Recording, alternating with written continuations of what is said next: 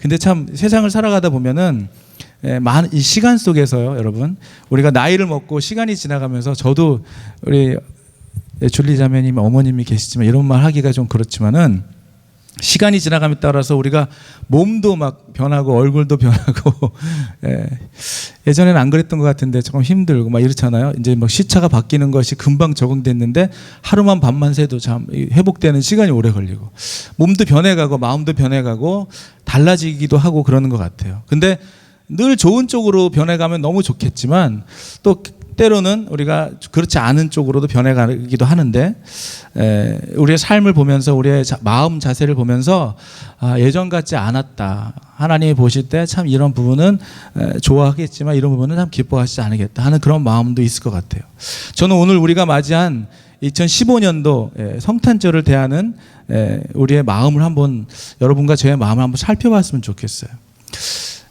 요즘에 어떤 우리 영준 형제가 응답하라 1988년 뭐 이거 얘기하셔가지고 한번 봐봤거든요. 저는 원래 드라마를 안 봐요. 왜냐하면 한번 보면 계속 봐야 되기 때문에. 응팔 뭐 그러더라고요 요즘에. 근데 봤는데 그때가 막 생각이 나는 거예요. 그러니까 여러분 그런 게 있어요. 여러분도 설교가 그럴 거예요. 아마 여러분의 마음에 막 공감이 되고 하나님을 향한 사랑과 열정이 그런 공감되는 막 메시지가 전달되면 가슴이 막 뛰고 막 아멘이 나오고, 그죠 여러분? 막 아멘이 나오고 막 그 마음을 같이 소유하고 공감대가 형성되면 그렇게 마음이 움직여지잖아요. 저도 그 응팔을 보면서 너무나 공감대가 형성되는 거예요. 공감이 되니까 있잖아. 여러분 참 놀라운 건요. 공감이 되니까 이런 마음속에 이런 어떤 치유인가 그런 게 있더라고요. 여러분 하나님은 여러분의 마음을 공감하시고 아시는 분이시라는 사실을 기억하기 바랍니다. 이렇게 우리의 마음들이 이렇게 보면은 근데 그때와 지금 여러분 그 드라마에서 나왔던 그 1988년도에 그때는 진짜 그랬어요. 제가 그때 살았잖아요. 그죠 여러분? 공감이 돼. 하나도 이거는 픽션이 아니에요. 이건 가짜가 아니야. 그때 정말 연탄재 뿌리고 다 그래서 진짜. 그래서 이건 거짓말이 아니에요. 진짜요. 근데 여러분 성경도 그런 것 같아요. 그때 썼던 사람들이 진짜였거든. 그러니까 막 그때 있었던 사람들, 그나마 그때 살았던 구약과 신약을 오면서 신약이 예수님과 동행했던 사람들은 몇십 년까지는 예수님이 하셨던 일을 봤기 때문에 다 공감하고 맞아 그랬을 거예요. 그런데 시간이 지나면서 경험되어지지 못하고 이게 눈으로 보는 이야기다 보니까 확실히 믿지 못하고 이것이 그냥 픽션일 거라고 생각하는 사람들이 많아진 거죠. 하지만 여러분 오늘 성경에 이 예수님의 성탄절을 우리가 맞이하면서 여러분의 마음은 예전과 지금과 똑같습니까? 예전과 지금과 어떻게 달라져 있는지 한번 우리가 생각해 봤으면 좋겠어요. 오늘 이 동방 박사가 이 경배하러 온 이 모습들을 보면서 나는 주님이 오신 날을 어떻게 생각하고 있고 어떻게 받아들이고 있는가를 한번 생각해 보기를 바랍니다. 오늘 우리가 맞이하는 2015년 성탄절을 대하는 저와 여러분들의 마음은 예전과 많이 달라진 게 없나요? 여러분 생각해 보셨어요? 저는 예전에 성탄절이 다가오면 그때는 열심히 교회 다니는 사람들도 아니었지만 맨 먼저 하는 게 뭐냐면 크리스마스 추리를 만드는 거였어요. 그죠? 어디서 배운 것도 없는데 산에 가서 그 파인 추리를 잘라 지금 생각하니까 그것도 회개해야 될 일이네요. 잘라서 집에다가 추리를 만들어 놓고 색종이로 루리는 그거 해봤나 모르겠네요. 색종이로 이렇게 동글동글하게 만들어가지고 이렇게 지금은 반짝이가 있어서 사면 되지만 그때는 그게 없으니까 색종이를 동그랗게 말아가지고 이렇게 연결해가지고 그걸 크리스마스 추리를 삼았던 거예요. 그리고 하얀 도화지 잘라가지고 양동이 같은 거 가리려고 이렇게 하고, 그죠? 그건 기억 다 나시지 않습니까? 그리고 또 뭐 하나요? 그때는 진짜 크리스마스 카드를 손수 적었어요. 이게 제가 이렇게 공감되는 얘기를 하면 여러분들의 얼굴이 근데 별로 공감이 안 되시는 거. 크리스마스 카드를 적었다니까요. 그래가지고 막 그림도 그리고, 그죠? 그래가지고 어떻게 했어요? 편지 봉투에 넣어가지고 우체국에다 하지 않았어요. 우리는 어떻게 했어요? 집 앞에 찾아갔어요. 은경자매 사는 집에 찾아가서 살짝 편지통에 넣고 오고 그랬다는 것이죠. 여러분 그렇게 해보신 적이 있으시나요? 없으세요? 공감이 안 되니까 상처가 되려고 그러네요. 이렇게 크리스마스 카드를 친구 집에 넣고 그다음에 크리스마스 트리를 장식해보고 또 어떤 일을 했냐면 교회에 또 모여가지고 막 밤새도록 이렇게 예배 드리다가 새벽이 되면 어떻게 했어요? 촛불 들고 나가가지고 남의 집 앞에 가가지고 또 성도의 집 앞에 가서 크리스마스 캐롤을 불러주는 그런 일들을 기억이 나는 거예요. 그 지금은 어떤가요, 여러분? 눈 씻고 찾아도 그런 일을 볼 수가 없어요. 그리고 그때는 어땠어요? 길거리만 가면은 크리스마스 캐롤들이 막 울려 퍼졌어요. 그죠? 왠지 모르게 막 즐거웠어요. 그리고 이 시대에 보니까 어떤 게 변했냐면 크리스마스 캐롤이 잘 안 나와. 그래서 제가 왜 이렇게 크리스마스 캐롤을 안 트나 그랬더니 이제 있잖아요. 쇼핑몰이나 이런 데는 저작권료를 내야 되기 때문에 크리스마스 캐롤을 12시간 틀면은 엄청난 돈을 저작권료를 내야 된다는 거예요. 그래서 뭐 안 트는 거예요. 이렇게 된 세상이 돼버려. 너무 많이 변해버린 거죠. 우리는 길거리에 지나가면은 니 아까 끄는 아저씨까지도 막 크리스마스 캐롤을 틀어놓고 그랬었는데, 그리고 또 하나 달라진 게 뭐가 있나 생각해 보니까 예전에는 만나면 여러분 우리가 메리 크리스마스 했단 말이에요. 지금은 달라졌어요. 크리스마스라는 말, 메리 크리스마스라는 말을 사용하지 않아요. 잘. 해피 할리데이.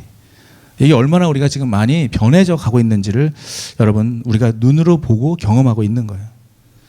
여러분들은 어때요? 성탄절을 맞이하는 여러분의 분위기와 모습과 예전과는 어떻게 많이 달라져 있는 게 뭐가 있을까요? 제가 오늘 말씀을 준비하면서 이 세상은 예수님이 주인이, 이 크리스마스의 주인공은 바로 중심은 예수님인데 세상은 이것들을 상업주의로 변질시켜서 아주 쇼핑하고 뭐 예수님에게 오신 것에 대한 진리와 그것은 알지 못한 채 성탄절이 그 모습이 퇴색되어지고 변질되어 가고 있는 모습을 우리가 보는 것이죠. 어찌 보면은 예수님을 안 믿는 분들이 더 성탄절을 파티를 하고 즐기고 예수를 믿는 우리들은 그냥 잠잠히 이렇게 살아가는 것 같지 않는 생각이 합니다. 그래서 제가 오늘 그 중에 하나 제일 중요한 것 중에 이렇게 찾아보다가요, 크리스마스 트리를 생각해 보니까 예전과 그 모습이 너무나 달라져 있는 것들을 제가 발견하게 됐습니다. 그래서 원래 이 크리스마스 트리의 기원은 서양의 중세 시대로 돌아가는데, 그때는 성탄 전야가 되면은 사람들이, 예수 믿는 사람들이 이렇게 모여서요, 교회나 앞 광장에 모여서 성경의 내용들을 소재로 한 연극들을 이렇게 했었다는 것이죠. 우리도 옛날에 그랬었잖아요. 그래서 연극 속에 등장하는 것이 뭐였냐면은 에덴 동산의 아담과 하와, 거기에 있었던 생명나무, 그것을 상징하는 것이 바로 생명목 크리스마스 트리였다는 거예요. 잣나무로 만들어진 거. 그래서 그 생명나무를 보면서 누구를 생각하게 하려고 했냐면은 예수 그리스도를 생각하게 하기 위해서 거기에 달아놨던 것은 뭐였냐면은 인간의 처음으로 최초의 죄악이 들어왔던 뭐였어요? 선악과. 그래서 크리스마스 트리는 원래는, 여러분 지금 제가 요즘 크리스마스 트리를 그림 사진을 하나 찾았더니 너무나 다른 것 같아요. 예전에는 한번 보여줘 보세요. 여기에 그 사과가 달려 있었고요. 그 다음에 뭐가 달려 있었냐면은 이 예수 그리스도께서 죽었다가 살아나셔서 생명으로 이 땅에 오신 것을 상징하는 장미가 그것도 거기에 걸려 있었대요. 장미꽃을 잣나무 가지에 달았다는 거예요. 그 다음에 과자, 빵, 뭘 얘기하는 거예요? 생명의 떡, 이것을 거기다 달아놨다는 거예요. 그리고 또 하나 마지막에 16세기 오면서는 예수님이 이 땅에 빛으로 오셨다 해가지고 촛불, 뭐 이런 것들을 달아놨다. 여러분, 이 시대 크리스마스 트리에서 전혀 찾아볼 수 없는 내용들이죠. 이 시대 크리스마스 트리에는 뭐가 있어요? 엄마 아빠한테 선물 받으려고 양말이 달려있고, 산타 할아버지의 장식물이 달려있고, 눈을 상징하는 뭐 이런 것들이 여러분, 원래 기원, 크리스마스 트리의 기원하고 이 시대에 보는, 우리가 바라보는 비슷하게, 사과 비슷하게 동그란 건 달려있긴 하네요. 그렇지만 여러분, 내용이 완전히 달라진 거예요. 여기 이런 거 한번 생각해 보셨어요? 크리스마스 트리가 가지고 있어야 할 이 예수님을 크리스마스 트리는 생명나무를 상징하면서 그것을 통해서 하나님을 발견하고 예수 그리스도를 발견하게 하기 위해서 장식되었던 그러한 크리스마스 트리는 이렇게 돼버렸다는 것이죠. 인간의 죄와 인간을 죄로부터 구원하시려고 오신 그리스도를 상기시키기 위한 것들로 달아났었던 크리스마스 트리는 지금은 완전히 상업화된 목적으로 변질되어 버렸다는 것입니다. 아무런 요란한 화려하긴 하지만은 아무런 meaningless, 의미 없는 온갖 장식물들로 뒤덮인 크리스마스 트리가 되어버렸다는 거예요. 그래서 저는 오늘 여러분과 저는 2000년 전에 예수님이 탄생하셨을 때 그때로 돌아가서 그때 아기 예수를 맞이했던 그 사람들의 모습을 통해서 오늘날 성탄절을 맞이하는 저와 여러분들의 마음의 신앙적인 태도가 어떠해야 하는지 깨달아 알게 되는 은혜가 오늘 예배 가운데 있게 되기를 주의 이름으로 축원합니다. 네. 그래서 오늘 예수님의 탄생의 세 가지의 다른 마음의 반응을 우리가 볼 수가 있는데요. 네, 오늘 보니까 첫 번째 예수 그리스도의 탄생의 첫 번째 반응을 보였던 사람은 누구였냐면 바로 이 헤롯 왕이에요. 헤롯 왕. 헤롯 왕은 어떤 사람이었어요? 헤롯 왕은 예수님의 탄생을 어떻게든 방해하고 저지하려고 했던 사람이었습니다. 그래서 헤롯 왕은 동방박사로부터 유대인의 왕이 나셨다는 소리를 듣고 굉장히 부정적인 반응을 보였죠. 여러분, 그럴 수밖에 없은 이유가 있었어요. 헤롯 왕이 자기가 왕으로 있는데 지금 유대 땅의 왕으로 누가 태어났다고 하니 얼마나 심기가 불편하겠습니까? 그리고 헤롯 왕은 어찌 보면 좀 우리 한국의 역사 저는 항상 생각하고 맞물려서 생각해 보게 되는데요. 헤롯 왕은 유대 사람이 아니었고 유대의 정통의 그 뿌리에서 난 혈통의 왕으로 될 사람이 아니었던 사람이었어요. 여러분의 이해를 좀 쉽게 하기 위해서 얘기한다면 친일파예요. 친일파. 그때 당시에 그 유대 땅을 다스렸던 이스라엘은 로마의 통치를 받고 있었는데 우리나라가 일본 치하에 있었잖아요. 로마의 통치를 받고 있었기 때문에 이 타고난 정치술을 가지고 있었던 이 헤롯 왕은 자기의 로마 정부의 환심을 사서 그 자리까지 올라가게 된 거죠. 우리나라로 말하면 친일파죠. 친일파. 네. 그래서 어떻게 됐어요? 그런데 왕이 됐는데 자기는 적통으로 올라간 것이 아니라 사실은 어떻게 보면 불법으로 이 사람이 왕이 될 사람이 아닌 사람이 왕의 자리에 올라와서 통치를 하고 있었는데 지금 유대 땅에 왕이 되실 분이 태어났다고 하니 얼마나 심기가 불편했겠어요. 오늘 예수님의 탄생에 심기가 불편해서 방해하고 저지하려고 했던 대표적인 인물, 자기 이익과 권위와 자기의 어떤 파워를 위해서 예수님의 탄생을 거부하고 죽이려고까지 했던 헤롯 왕의 반응입니다. 예수님의 탄생의 첫 번째 반응.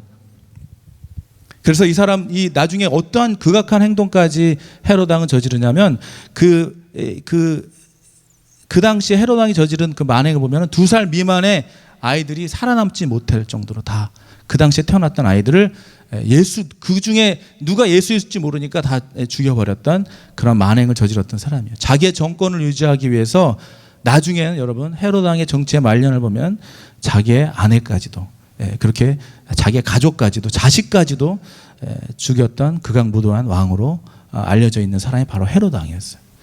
두 번째 부류는 여러분 예수님의 크리스마스의 두 번째 부류, 예수님의 탄생에 대한 두 번째 부류는 어떤 사람들이었냐면 예수님의 탄생에 아무런 관심도 보이지 않았던 방관자들이었어요. 어떤 사람들이었어요? 제사장들, 서기관들이었어요. 어떤 사람들이었어요? 그 시대를 대표하는 종교인이었고 지식인들이었어요. 오늘 본문 4절을 한번 보면은 왕이 모든 대제사장과 백성의 서기관들을 모아 그리스도가 어디서 나겠느냐 물으니, 이분들은 어떤 분들이었냐면은 유대 땅에 베들레헴에 우리 예수 그리스도께서 태어날 것을, 이제 예수 그리스도 이 땅에 강림하실 것을 알았던 그런 사람들이라는 거예요. 지식적으로 해박하고 아주 성경을 모든 예언들을 꿰뚫고 있었던 그런 사람들이었다는 것이죠. 그래서 메시아가 태어날 것을 알고 있었던 그 사람들. 그래서 동방박사가 그들에게 물어보았을 때 메시아가 어느 장소에서 태어날 것을 분명하게 알고 있었던 그 사람들. 그렇지만 그 사람들은 어땠어요? 예수님의 탄생에 대해서는 전혀 아무런 감동도 아무런 경배도 하지 않았던 사람들이에요. 기뻐하지 않았다는 것이죠. 축하하기 위해서 경배하기 위해서 찾아가지도 않았던, 여러분 오늘 그 내용을 보면은 동방 박사들이 이제 그 예수님을 경배하기 위해서 걸어왔던 경로들을 제가 보니까 900km, 환산해 보니까 460마일 정도인데요. 여러분 460마일을 계산해 보니까 제가 지도를 구글 맵으로 찾아보니까 여기서 걸어서, 물론 뭐 낙타도 조금 타고 갔겠죠. 그런데 걸어서 낙타를 타고 가봐야 뭐 얼마나 했겠습니까? 보니까 거리가 어느 정도냐면요, 뉴저지에서 걸어서 버지니아를, 필라델피아를, 펜실베니아를 지나서, 그 다음에 어디예요? 그 버지니아를 지나서 어디까지냐면 사우스 캐롤라이나, 그 정도까지 가는 거리더라고요. 차로도 어마어마한 거리 아닙니까? 이충희 목사님 뭐 하도 장거리 많이 뛰셔가지고 7시간 정도는 뭐 시간도 아니지만 캐롤라이나까지 가려면 차로도 열 몇 시간을 가야 되거든요. 여러분, 그 동네에 있었던 사람들은, 그 동네에 있었던 서기관과 제사장들은 가깝게 있었던 곳에서 예수님이 탄생했음에도 불구하고 찾아갈 마음도, 경배할 마음도, 그를 기대하고 그를 예수 그리스도가 오시는 것에 대한 아무런 관심도 없었던 그 사람들에 반해서 이 동방박사들은 그쪽에서 같이 왔던, 경배하기 위해서 온 사람들은 먼 길을 마다하지 않고 왔다는 거예요. 예. 여러분, 이 시대에 우리가 가져야 되는 경배자들, 예배자들의 마음이 지금 나타나고 있는 것입니다.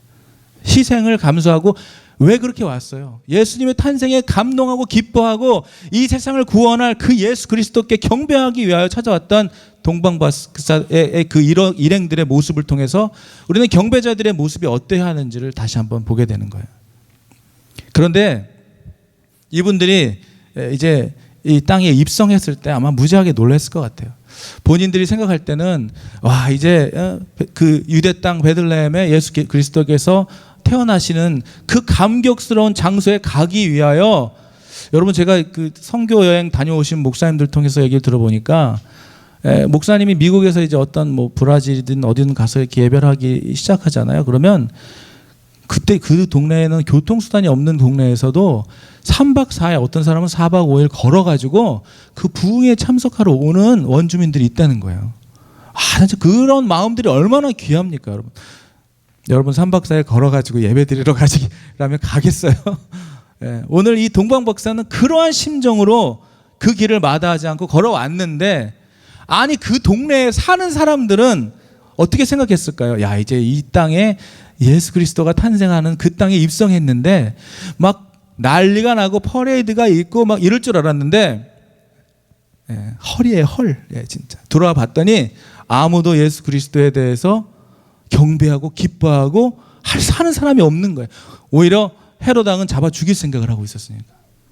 여러분, 이렇게 우리 예수 그리스도의 탄생의 성찬절을 맞이하면서 이 세 가지 마음이, 첫 번째는 오히려 방해하고 자기의 이득과 이익의 방해, 정치의 어떤 파워를 방해될까 봐 예수 그리스도를 부정하고 부인하고 죽이려고 했던 그 왕의 세력과, 또 하나의 세력들은 그 유대 땅에 있었던 오히려 정치인들, 오히려 종교인들, 다시 얘기하면 크리스천들, 그들은 오히려 어땠어요? 아무런 감동도 반응도 보이지 않았다는 거예요. 그리고 또 다른 경배, 오늘 세 번째 부류는 어떤 부류냐면 참된 경배를 위해서 먼 거리를 마다하지 않고 찾아왔던 오늘 동방박사들을 얘기하는 것입니다. 별을 보고 찾아왔다. 위대한 왕이 태어난다라고 하는 감격에서 경배하기 위해서 찾아왔던 그 사람들. 이분들이 가지고 왔던 세 가지의 그 예물을 통해서 여러분, 저와 여러분들이 오늘 예수 그리스도의 탄생과 하나님을 믿는 우리들의 신앙인들의 마음과 예배하고 경배하는 자들의 마음이 어때야 하는지를 오늘 발견하게 되기를 바랍니다. 그들이 가져왔던 참된 경배자란, 그래서 오늘 이 동방박사들의 모습을 보면서 참된 경배자가 가지고 있어야 되는 것은 뭐냐면 수고와 희생이 있어야 된다는 거예요. 여러분, 우리가 드리는 예배에 우리는 어떠한 수고와 어떠한 감격과 어떠한 희생이 있습니까? 우리는 어찌 보면은, 제가 예전에 이런 어느 교회가 설교를 하면은 이런 얘기를 하면 별로 안 좋아하시더라고요, 어른들이. 근데 어찌 보면 우리는 너무나, 우리의 예배는 너무나 럭셔리한 거예요. 너무 럭셔리하다고 생각이 들어요.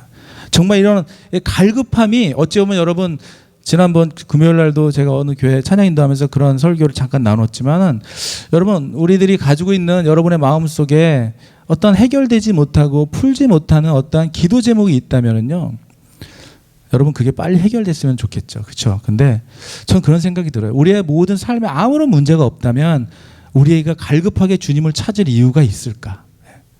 여러분 안에 어떤 해결되지 못하는, 여러분이 주일날 교회로 오는 이유는요, 교회로 오기 위한 것이 이유가 아니에요. 여러분, 예배 드리는 이유가 예배를 드리는 게 이유가 아니에요. 예배를 드리는 목적은 하나님을 만나기 위한 것이에요.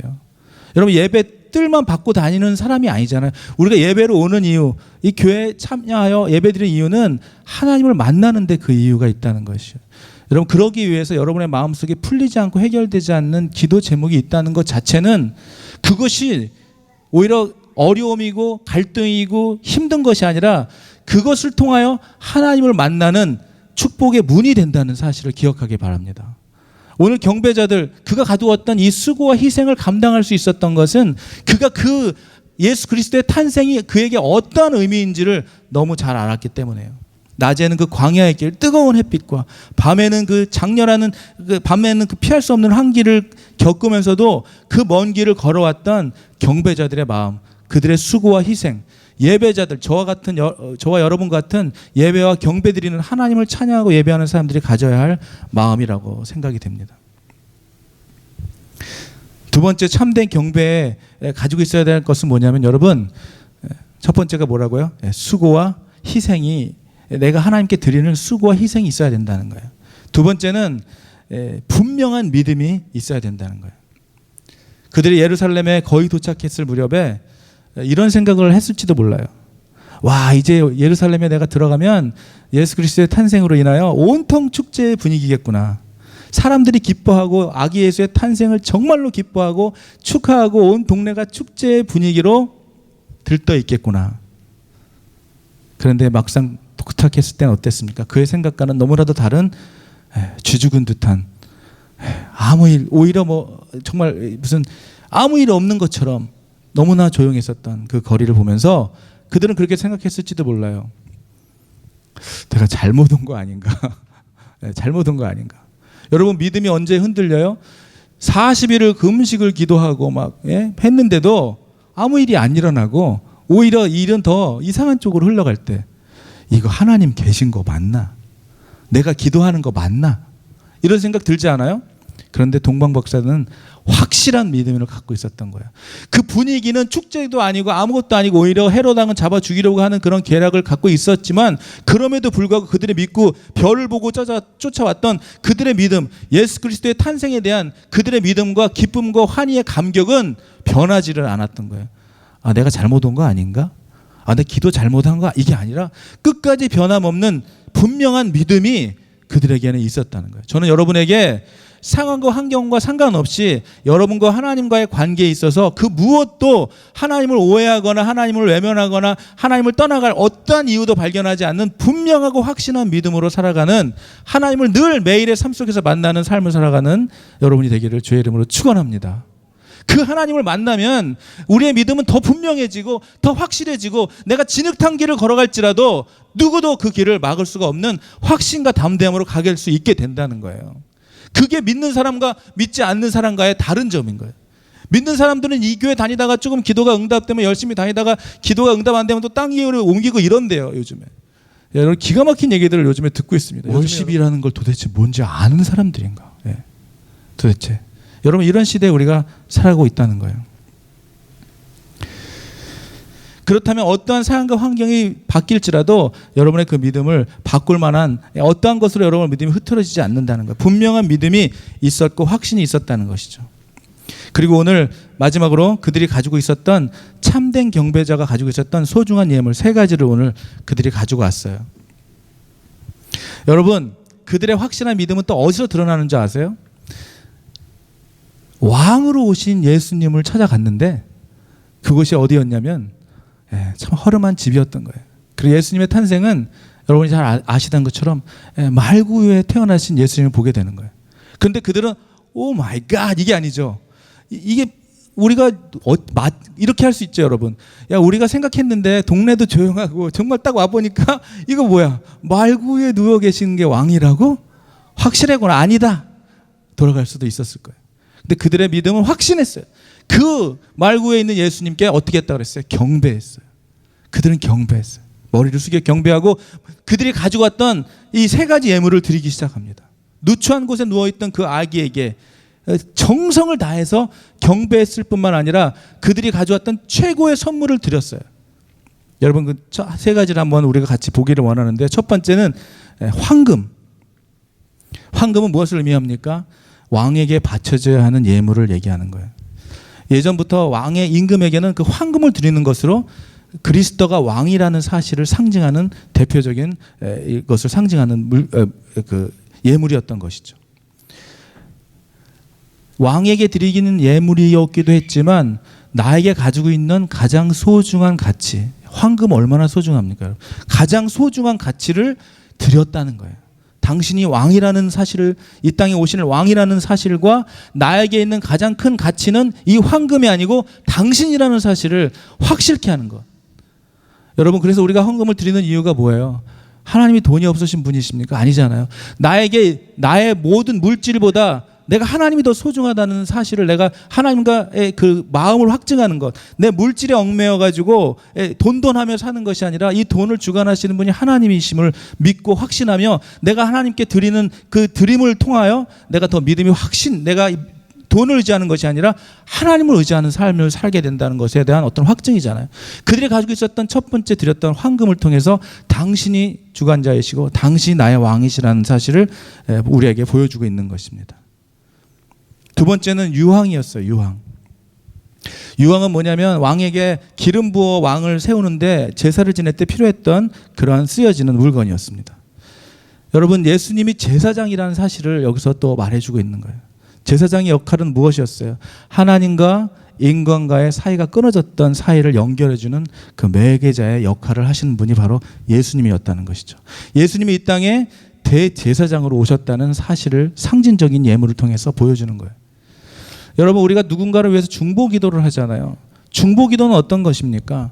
예수를 안 믿는 이 사람을 위해서, 이건 사람이라고 가정합시다. 이 사람을 위해서, 예수님을 믿게 하기 위해서 내가 중간에서 이 사람을 위해서 이 사람을 하나님께 올려드리는 기도를 하는 것이 중보기도잖아요.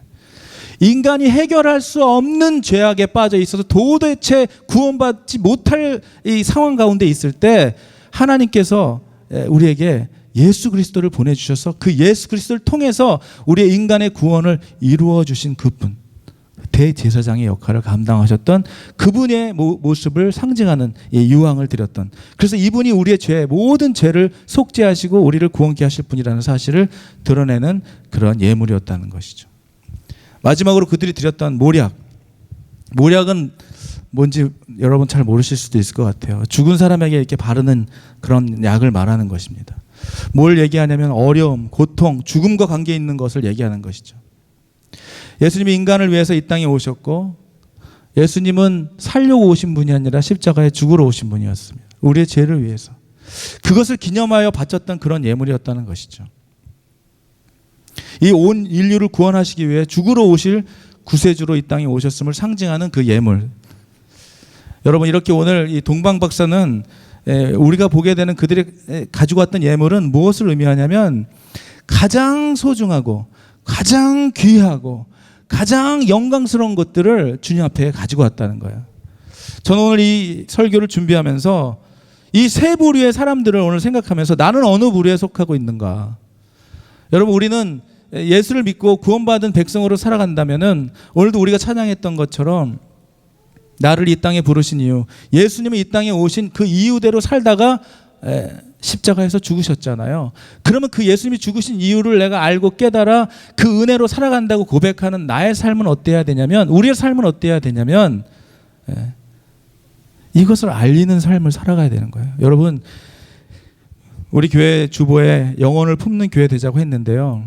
예수를 믿고 예수께 구원받은 사람이 되었다는 것은 이제 구원받지 못한 사람을 여러분 우리의 마음에 품고 그들을 위해 기도하는 삶을 살아가야 되는 것이 우리의 사명입니다. 목사든 집사든 장로든 상관없이, 직분에 상관없이 예수 믿고 구원받았다면, 여러분 다시 얘기하면요, 예수 믿고 구원받은 사람들이 영혼을 품고 살지 않으면 우리의 신앙은 퇴색되어질 수밖에 없어요.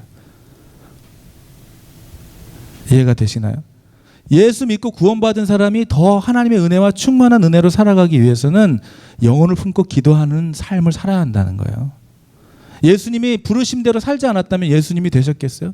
그런 말도 안 되는 얘기겠지만, 우리가 우리의 하나님이 우리에게 구원을 주시고 그런 크리스찬이 됐다면 우리의 살아가야 우리의 삶의 이유와 목적은 지금도 예수 그리스도를 알지 못하는 사람들을 품고 기도하며 그들이 구원받는 백성이 되도록 우리가 기도하며 중보하는 삶을 살아야 한다는 것이죠. 그러기 위해서 오늘 경배자들 예배를 하나님을 예수님의 탄생을 위해서 기념하고 기뻐하며 경배드리러 왔던 이 동방박사의 모습을 보면서, 여러분 이 누가복음 7장 36절과 50절 그 사이에 보면은 경배자의 또 다른 진정한 모습을 보여주는 한 자매님이 나옵니다. 제가 36절만 한번 올려드리겠습니다. 같이 한번 읽어보겠습니다. 시작. 예수의 뒤로 그 발 곁에 서서 울며 눈물로 그 발을 적시고 자기 머리털로 닦고 그 발에 입 맞추고 향유를 부으니. 여러분 경배자의 모습은 이렇게 같은 거예요. 옥합을 자기가 가져오셨던 향응의 옥합을 깨뜨려서 하나 예수님께 드린 이 여인, 가장 소중한 그 예수님의 제자들은 그 귀한 것을 왜 깨뜨려 가지고 예수님의 발에 바르냐고. 여러분 오늘 이 말씀을 통해서 이 예배자들의 세 가지 다른 모습들을 보셨죠? 예수님과 함께 옆에 있었던 제자들도 이 자매님께서 향유를 깨뜨려서 옥합을 깨뜨려서 예수님의 발을 닦고 있을 때 왜 그 귀한 것을 예수님의 발에 닦는, 이렇게 반응을 보였는 사람들이 있었다는 거예요. 그런데 여러분 이 경배자, 이 여인의 모습을 통해서 예수님께서는 어떠한 일들을 해주셨냐면, 여러분 마지막으로 이제 설교를 정리하면서 여러분들에게 이 마음이 있게 되기를 바라는 거예요. 경배자는요, 주님 앞에서 깊이 감동된 자신의 마음을 표현하는 사람. 이 자매님은 오늘 어떻게 얘기하고 있습니까? 눈물로 울며 눈물로 남을 의식하지 않았어요. 사람의 편견에 마음에 신경을 쓰는 사람이 아니라, 여러분 사람들이 말할 것 때문에 그 마음을 쓰는 그런 경배자의 모습이 아니라 주님 앞에 감동된 그 마음을 주님께 그대로 표현했던 이 여인의 눈물, 그것이 진정한 경배자가 가져야 될 태도라는 거예요. 그리고 어떻게 했어요? 그 자매님은 예수님께 발에 입을 맞췄다고 했어요. 어떤 표현입니까? 발에 입을 맞췄다는 것은 당신에 대한 나의 경외함을, 나의 경의를 표현하는 거예요. 경의를. 여러분 예수님에 대한 경배자의 마음을, 여러분의 마음을, 사랑의 마음을 표현하는 것, 그리고 경의를 표현하는 거예요. 발에 입 맞춘 것처럼. 그리고 또 어떻게 했어요? 그 여인은 하나님만을 바라보는 자였습니다. 여인은 남을 의식하지 않았어요. 예수님을 온전히 경배했습니다. 그 여인은 결국 어떻게 됐어요? 죄사함을 받게 됐어요. 예수님만 온전히 경배했던 그 여자는 하나님 나라의, 하나님과의 온전한 관계가 이루어진 거예요. 구경하는 사람으로 옆에 있는 것이 아니라 그의 마음과 생각과 그의 마음을 주님께 온전히 드렸던 그 사람은 그의 죄가 용서받게 되고 하나님과의 온전한 관계가 회복되고 만 것입니다.